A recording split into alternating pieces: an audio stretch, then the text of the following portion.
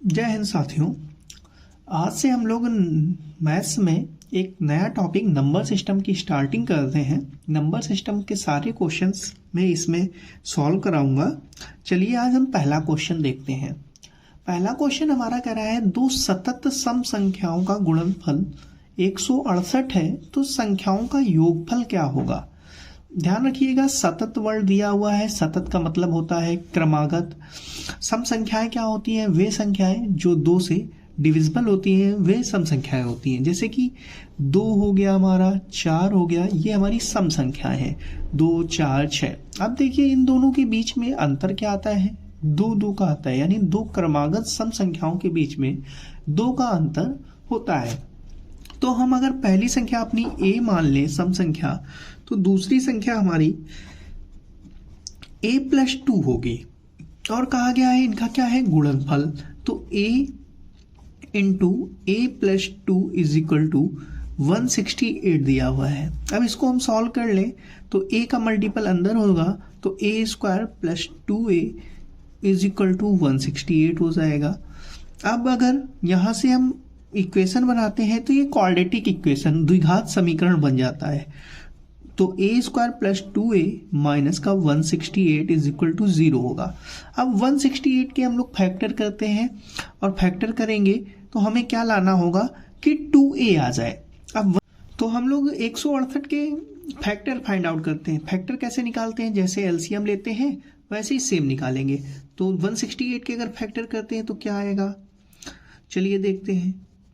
2 से डिवाइड करेंगे 4 2 आ जाएगा, 2 से करेंगे 2 1 आ जाएगा, 3 से करेंगे 7 आएगा 7। अब हमें लाना है ऐसे फैक्टर करें हम कि रिजल्ट हमारा 2 आ जाए। तो ध्यान से देखिए, 2 2 = 4, 4 3 = 12 और 7 2 = 14। अगर 14 में हम 12 सब्ट्रैक्ट कर दें तो रिजल्ट हमारा 2 आ जाएगा पॉजिटिव का। यानी हम इसको ऐसे लिख सकते हैं a² + 14a minus 12a minus 168 is equal to 0। अब देखिए यहाँ से क्या है, a हमारा कॉमन है। अगर a कॉमन ले लेंगे तो हमारा a + 14 हो जाएगा, और यहाँ से अगर हम 12 कॉमन करें तो a + 14 आएगा, यह 0 हो जाएगा। तो हमारा क्या हुआ, a + 14 और a - 12 इज इक्वल टू 0। अगर यहाँ से वैल्यू हम फाइंड आउट करेंगे तो a इज इक्वल टू -14 आएगा, और यहाँ से वैल्यू फाइंड आउट करेंगे तो a इज इक्वल टू 12 आएगा। माइनस की वैल्यू हम निगलेक्ट कर देंगे और पॉजिटिव वैल्यू ले लेंगे। तो हमारी पहला नंबर हमने क्या लेट किया था, a, तो हो जाएगा 12। सेकेंड नंबर था हमारा a + 2, हो जाएगा 12 + 2 14। हमसे पूछा गया था इन दोनों संख्याओं का योगफल क्या होगा। तो हमारा एक नंबर आया 12 और एक आया 14। तो हम क्या करेंगे, इन दोनों को ऐड कर देंगे तो क्या रिजल्ट आ जाएगा, 26। ये नेक्स्ट क्वेश्चन है हमारा, कह रहा है यदि दो संख्याओं का योग 50 है और इनमें से एक संख्या दूसरी संख्या की 2/5 गुनी है तो संख्याएं बताइए। जब भी इस टाइप का क्वेश्चन आता है और अंश अपॉन हर में दिया हो तो हमेशा जो हर डिनोमिनेटर दिया होता है हम उसी को लेट कर लेते हैं। जैसे 2/5 गुना बोला गया है तो हम पहली संख्या मान लेंगे हमारी क्या है, 5x है, और दूसरी हमारी क्या है, 2/5 थी, तो 5 का 2/5 करेंगे तो क्या हो जाएगी, 2x हो जाएगी। यानी हमारी पहली क्या होगी, 5x, और दूसरी क्या हो गई, 2x। और इसने कहा है इसका योग क्या है, 50 है। अगर हम दोनों को ऐड कर दें, 5x + 2x = 50, तो 7x बराबर क्या होगा, 50। x इज इक्वल टू क्या आ जाएगा, 50/7। पहली संख्या हमारी क्या थी, 5x थी, तो x की जगह क्या होगी, वैल्यू को हम पुट करेंगे तो मल्टीपल होगा 5 × 50/7, यानी क्या आ जाएगा हमारा 250/7। और दूसरी संख्या क्या है, 2x, यानी 2 × 50/7 आ जाएगा 100/7। तो इसका करेक्ट आंसर हमारा ऑप्शन डी है। चलिए नेक्स्ट क्वेश्चन देखते हैं। अगला क्वेश्चन कह रहा है दो संख्याओं का योग 75 है, उनका अंतर 25 है, तो दोनों संख्याओं का गुणनफल क्या होगा। अगर हम लेट कर लें कि एक संख्या a है और एक संख्या b है और दोनों का योग क्या है, 75 है, और दोनों का अंतर भी दिया हुआ है 25 है। तो ध्यान से देखिए, अगर ये दोनों इक्वेशन बन गई हमारी, दोनों को ऐड कर दें तो b प्लस का है, b माइनस का है, दोनों कैंसिल आउट हो जाएंगे।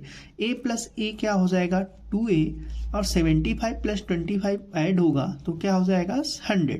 a इज इक्वल टू क्या आ जाएगा 100/2, यानी हो जाएगा 50। अब इसको हम किसी भी इक्वेशन में पुट कर देंगे। अगर a plus B is equal to हमारा 75 था तो a की जगह 50 वैल्यू रख दें तो 50 plus B is equal to 75 हो जाएगा, और b is equal to 75 minus 50, यानी b की वैल्यू क्या आ जाएगी 25। a की वैल्यू हमारी 50 है और b की वैल्यू 25 है। और क्वेश्चन में हमसे पूछा गया था दोनों संख्याओं का गुणनफल क्या होगा। तो एक संख्या हमारी 50 है और दूसरी संख्या 25 है। अगर दोनों का मल्टीपल कर दे तो 25 5 होता है 125 0, यानी रिजल्ट क्या आ जाएगा 1250, यानी हमारा ऑप्शन नंबर सी करेक्ट होगा। चलिए नेक्स्ट क्वेश्चन देखते हैं। अगला क्वेश्चन है, कह रहा है दो पूर्णांकों जिनका गुणनफल 24 है के योगफल के न्यूनतम मान निम्नलिखित में से क्या होगा। यानी दो संख्याएं हैं a और b, जब हमने उनका गुणा कर दिया तो आंसर आ गया 24।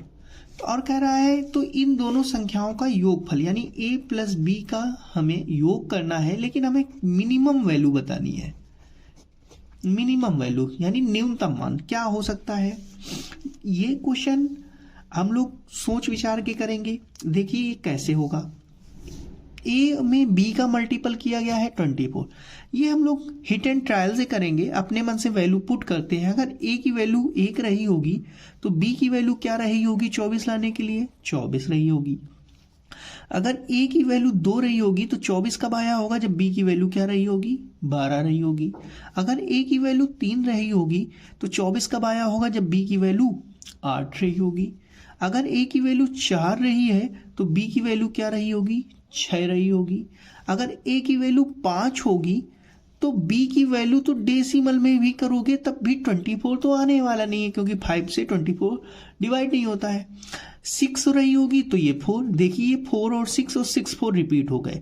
जब रिपीट हो जाएंगे तो हम उसके आगे करके नहीं देखेंगे, जब तक रिपीट नहीं होते हैं तब तक हमको ट्राई आउट करना है। अब हमसे पूछा गया है इन संख्याओं का, यानी हमें ये तो कंफर्म हो गया या तो संख्या 1 और 24 रही होगी, या 2 और 12 रही होगी, या 3 और 8 रही होगी, या फिर 4 और 6 रही होगी। तो अब इनका न्यूनतम मान पूछा गया है। अगर ये दोनों संख्या होंगी, अगर इनका योग करेंगे तो आंसर क्या आएगा, 1 और 24 का योग क्या हो जाएगा 25, 2 और 12 का योग क्या हो जाएगा 14, 3 और 8 का योग क्या हो जाएगा 11, 4 और 6 का योग क्या होगा 10। हमसे मिनिमम वैल्यू पूछी गई है तो मिनिमम वैल्यू क्या होगी हमारी सबसे कम 10, यानी इसका सही आंसर क्या है डी। अगर इसी में हमसे पूछता मैक्सिमम वैल्यू क्या हो सकती है तो हमारा आंसर क्या था 25। चलिए बढ़ते हैं नेक्स्ट क्वेश्चन की ओर। अगला क्वेश्चन दिया है हमारा 91 plus 92 plus 93 plus dot dot 110 तक। देखिए इन दो सब में गैप कितने का है, एक एक का गैप डिफरेंस सब में मिल रहा है। तो ये देखिए ऐसी सीरीज जब डिफरेंस सब में इक्वल होता है तो ये हमारी एपी सीरीज होती है, यानी इसमें ए हमारा क्या है 91 है, डी हमारा क्या है 1 है, और एन नंबर ऑफ टर्म्स इस सीरीज में कितने हैं ये कैसे निकालते हैं ये देखते हैं। एक हमारा फॉर्मूला होता है T N is equal to A plus N minus 1 into D. Number of T N की वैल्यू क्या है हमारी, जो लास्ट टर्म होता है 110, ए की वैल्यू हमारी क्या है 91 प्लस एन माइनस 1, डी क्या है डिफरेंस हमारा 1 का है। अब 110 91 इधर सब्ट्रैक्ट आउट होगा तो 110 में 91 सब्ट्रैक्ट करेंगे और ये n माइनस 1 इंटू 1 है तो ऐसे ही रहेगा।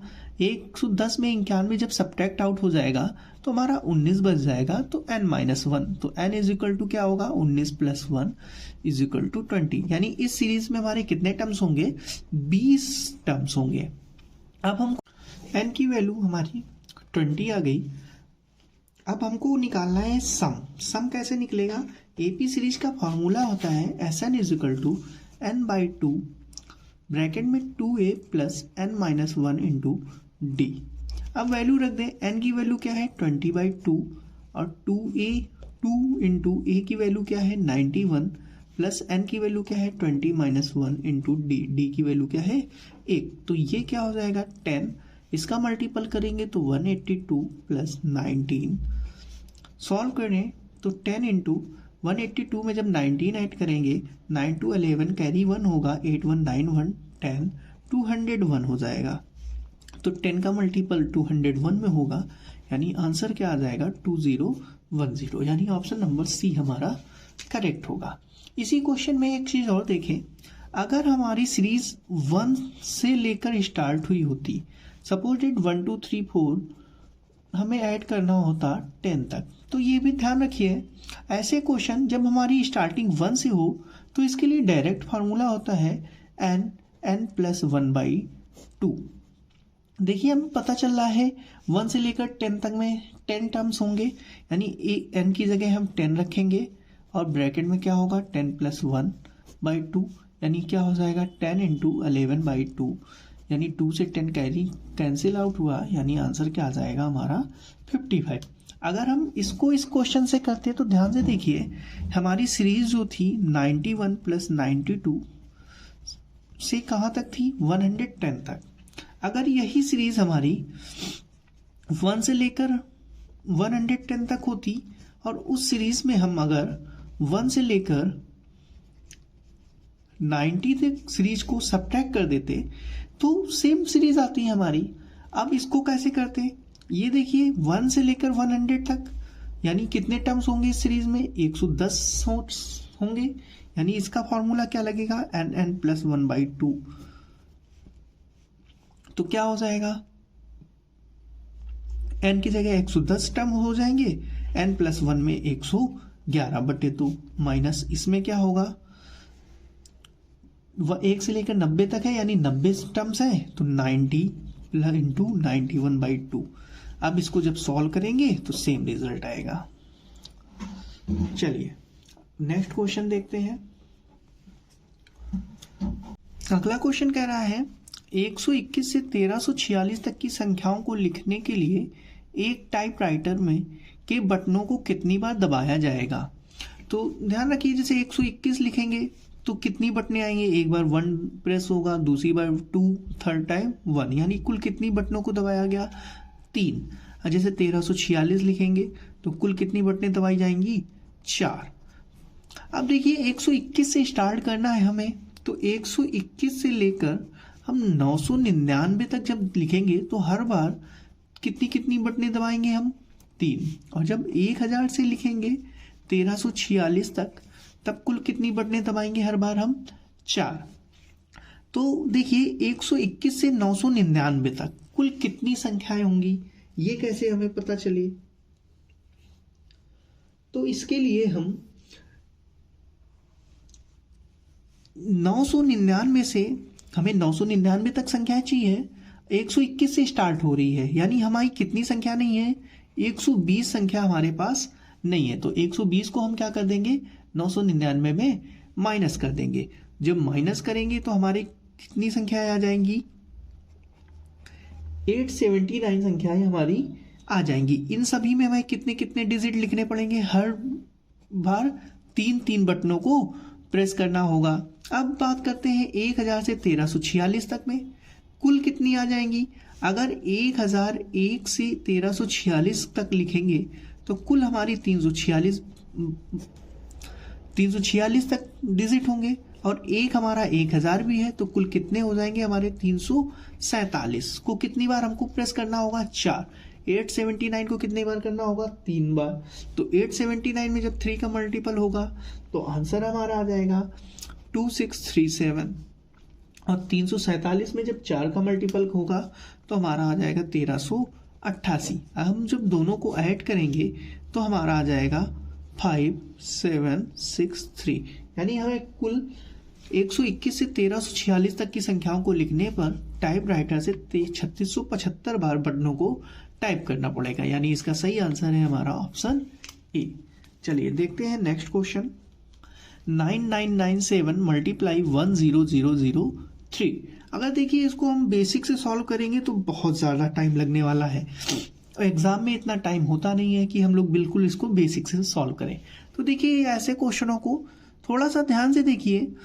ये देखिए अगर ये 9997 है और ये 10003 है, अगर हम इसको 10,000 में 3 सब्ट्रैक्ट कर दें तो यही रिजल्ट आने वाला है, और 10,000 में 3 ऐड कर दें तो ये रिजल्ट आने वाला है। तो देखिए क्या बन रहा है, ये हमारा a माइनस बी और a प्लस बी। हमें पता है a माइनस बी और a प्लस बी क्या होता है, a square minus B square, यानी a की वैल्यू क्या है 10,000 और b की वैल्यू क्या है 3। जब हम 10,000 का स्क्वायर करेंगे उसमें से 3 के स्क्वायर को हमें क्या करना पड़ेगा, सब्ट्रैक्ट करना पड़ेगा। 10,000 का स्क्वायर क्या होगा, कितने जीरो है यहाँ पर 4, स्क्वायर करेंगे तो कितने जीरो हो जाएंगे 8, और 3 का स्क्वायर करेंगे तो क्या आएगा 9। हम क्या कर दें, अब इसमें से इसको सब्ट्रैक्ट कर देते हैं। तो 10 में 9 गया, 1 आ गया, और रिमेनिंग क्या हो गया 9। तो यानी हमारा सही आंसर कौन सा हो गया, कितने 9 है 2 2 4 2 6 1 7। ऑप्शन भी देखिए बहुत क्लोजली दिखाए गए हैं, गलती करने की संभावना ज़्यादा होती है, तो इसको ध्यान से चेक कीजिएगा। 7 और 9 आया हुआ है, किस ऑप्शन में है, बी ऑप्शन में, यानी इसका सही आंसर होगा बी। चलिए अगले क्वेश्चन की तरफ बढ़ते हैं। 325 के कितने धनात्मक गुणनखंड होंगे। ध्यान रखिएगा जब भी ऐसा पूछा जाए गुणनखंड कितने होंगे तो इस क्वेश्चन को कैसे सॉल्व करेंगे। सबसे पहले जो भी नंबर हमें दिया होगा हम उसका क्या करेंगे, एलसीएम निकालेंगे 325 का। तो ये 5 से डिवाइड करेंगे, कितने बार जाएगा 6 टाइम, रिमेनिंग आएगा 2, 25 हो जाएगा, तो ये गया 5 टाइम। फिर से 5 से करेंगे तो आ जाएगा 30 ना, 13 से जाएगा 1, यानी कि हम 325 को कैसे लिख सकते हैं 5 × 5 × 13। ध्यान रखिए यानी 5 की पावर तो हमारी 2 है और 13 की पावर 1 है। अब हमें गुणनखंड निकालने हैं, तो हम सबसे पहले तो इसके फैक्टर कर लेंगे और पावर में लिख लेंगे। अब जो पावर में लिखा होगा, यहाँ देखिए 5 की पावर कितनी है 2 है, और 13 की पावर क्या है 1 है। तो जो भी पावर में लिखा होगा तो हम उसमें क्या कर देंगे 1 को ऐड कर देंगे। जैसे यहाँ पावर 2 है, 2 में हमने क्या किया 1 ऐड कर दिया, इसको ब्रैकेट में लिख लेंगे। और जो दूसरा नंबर होगा उसकी पावर में भी हम 1 ऐड करेंगे, यानी 1 है तो 1 की पावर में क्या कर देंगे 1 ऐड कर देंगे, यानी आंसर क्या हो गया 2 + 1 3 × 1 + 1 2, यानी क्या हो गया 6। यानी कि 325 के कितने गुणनखंड होंगे 6। आया समझ में। चलिए जैसे कि यही पूछ लेता हमारा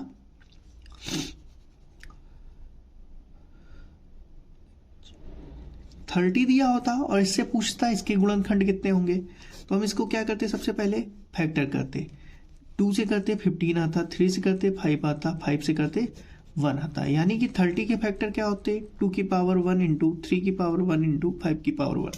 तो हम इनकी पावर को ऐड करते, 1 में 1 + 1, फिर से 1 पावर है 1 + 1, 5 की पावर है 1 + 1, यानी क्या हो जाता 2 × 2 × 2, यानी आंसर क्या आ जाता 8। चलिए देखते हैं नेक्स्ट क्वेश्चन की ओर। 433 × 456 × 43 n का इकाई अंक n + 2 है, तो n का मान बताएं। देखिए ध्यान से, इकाई अंक यहाँ क्या है 3 है, यहाँ क्या है 6 है, यहाँ क्या है n है। तो देखिए 433 × 456 × 43n का इकाई अंक हमारा n + 2 दिया हुआ है। तो देखिए 3 और 6 का मल्टीपल करेंगे तो 18, यानी इकाई का अंक आएगा 8, और 8 में 43n का मल्टीपल हुआ है तो n + 2 आया है। तो यहाँ से हम n + 2 जो होगा वो किसके इक्वल हो जाएगा 8 के, तो n + 2 बराबर हो जाएगा 8, तो n = आ जाएगा 6, यानी n की वैल्यू क्या होगी यहाँ पर 6। अब ऑप्शन से भी चेक कर सकते हैं। ऑप्शन से देखिए कैसे करेंगे इस क्वेश्चन को। अगर ऑप्शन हम ए ले लें तो n की वैल्यू 1 है, रख दें वैल्यू, पुट कर दें 3 × 6 × 1, यानी इकाई का अंक क्या आना चाहिए 3 छंक 18, 18 की इकाई अंक 8 हो गया, 8 का मल्टीपल 1 में करेंगे तो 8 आएगा। अगर हम यहाँ पर पुट करें 1, 1 + 2 यानी 3 आएगा, तो ये तो ऑप्शन हमारा गलत है। बी देखते हैं, 3 रख दें, 3 रखेंगे तो 3 × 6 × 3 हो जाएगा, 3 छंक 18 यानी 8, 8 × 24 यानी 4 आना चाहिए, और 3 यहाँ रखेंगे तो 3 × 2 = 5 यानी ये भी हमारा गलत हो गया। सी रख दें, 8 दिया हुआ है ऑप्शन में, 3 × 6 × 8, 3 छंक 18 यानी 8, 8 × 64 यानी क्या होना चाहिए 4, और जब हम यहाँ 8 रखेंगे तो 8 + 2 10 होगा, तो ये भी आंसर गलत हो गया ऑप्शन डी। ऑप्शन 6 पुट करके देखें, 3 × 6 × 6, 3 छंक 18 और 8 छंक 48 यानी क्या होना चाहिए 8, और 6 यहाँ रखेंगे तो 6 + 2 8 यानी ऑप्शन हमारा क्या डी करेक्ट है। चलिए आगे देखते हैं, नेक्स्ट क्वेश्चन है हमारा। देखिए दिया हुआ है 22.4 के ऊपर बार लगा हुआ है +11.567 यानी 6-7 के ऊपर बार है -33.59। बहुत बार एग्जाम में पूछा गया है ऐसे क्वेश्चन, कैसे सॉल्व करेंगे ये देखिए। तो सबसे पहले तो हम देखिए कैसे इसको लिखते हैं। 22.4 बार का मतलब होता है 22.4 है, ये कई बार हमारा रिपीट हो रहा है, डॉट डॉट डॉट यानी 22.444 आता रहता है, इस वजह से 4 के ऊपर हमने बार लगा दिया है। जैसे 11.567 है, यानी इसमें क्या 11.5 तो लिखा होगा और 67 हमेशा बार बार रिपीट कर रहा होगा, इस वजह से हमने इसको ऐसे ही डिनोट करते हैं। अब इसको सॉल्व कैसे करते हैं, जैसे 22.4 बार है तो इसका मतलब होता है हमारा 22 तो अलग लिखा हुआ है और उसमें 0.4 बार लिखा हुआ है। अब इसको सॉल्व कैसे करते हैं, 22 तो ऐसे ही रहेगा और 0.4 के ऊपर बार है, तो बार जब हटता है तो हमारा आ जाता है 4/9, यानी पॉइंट जितने डिजिट के ऊपर बार होता है उतने ही 9 नीचे आ जाते हैं।